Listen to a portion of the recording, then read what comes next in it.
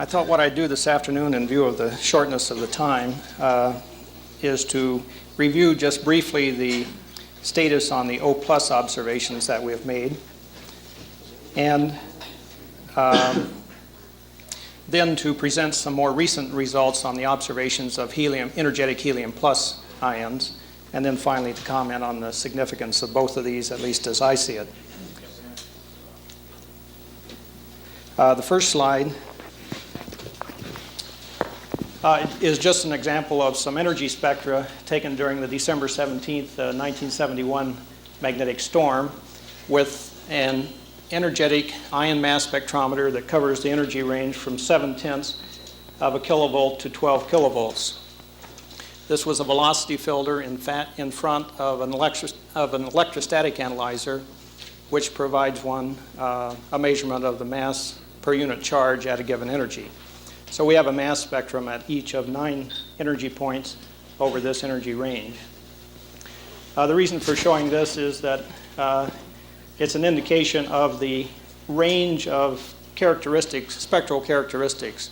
At times the fluxes are indeed very soft. The intensities can be fairly high. This is a differential number flux. This is an intermediate case which seems to have a low tail as well as a harder component, and then one which has essentially only a hard component. I should emphasize that these are observations made on a polar orbiting satellite at 800 kilometers, and the instrument is looking at 55 degrees to the zenith, so it's sampling precipitated particles. After looking at this one storm, the question comes up as to what is the local time characteristic of these fluxes. Are they there in all magnetic storms? We, from a very quick survey, concluded that they were primarily storm associated. We looked at 12 storms during the period from December 1971 until mid-December 1972. We looked at them in a synoptic sense, that is, we took 3 passes of data in each of the storm spread out over the storm time. The next slide will show a summary of that data, plotted as a function of magnetic latitude, 80, 70, 60, 50, and local magnetic time, noon being down here and this midnight. The lines themselves indicate the region over which we observed the energetic oxygen ions above the background of the instrument, about 10 to the 5th ions per square centimeter per second per steradian. The dot indicates the position of the peak intensity of the flux. Now from this slide, one can see 2 things rather clearly. One is that these energetic oxygen ions are precipitating at all local times, albeit over a number of storms, because on the low altitude satellite, we are precessing only 2/3 of a degree per day, so it takes about 9 months to precess fully around to get a full local time sampling.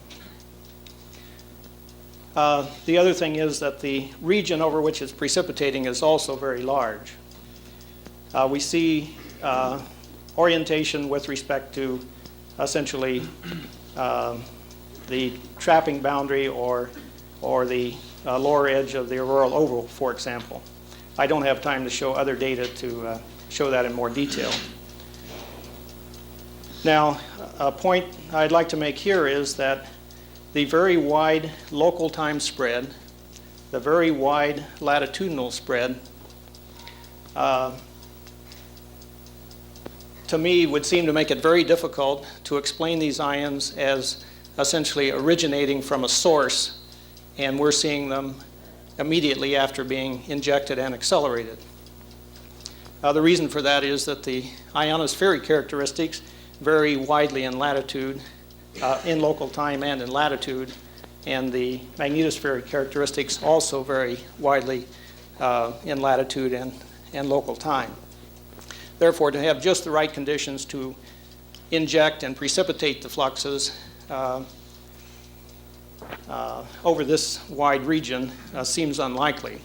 Therefore, I conclude that there's probably a large amount of transport going on, and therefore, even though we're looking only at the precipitated component, there probably is also a sizable trap component that is taking part in the transport.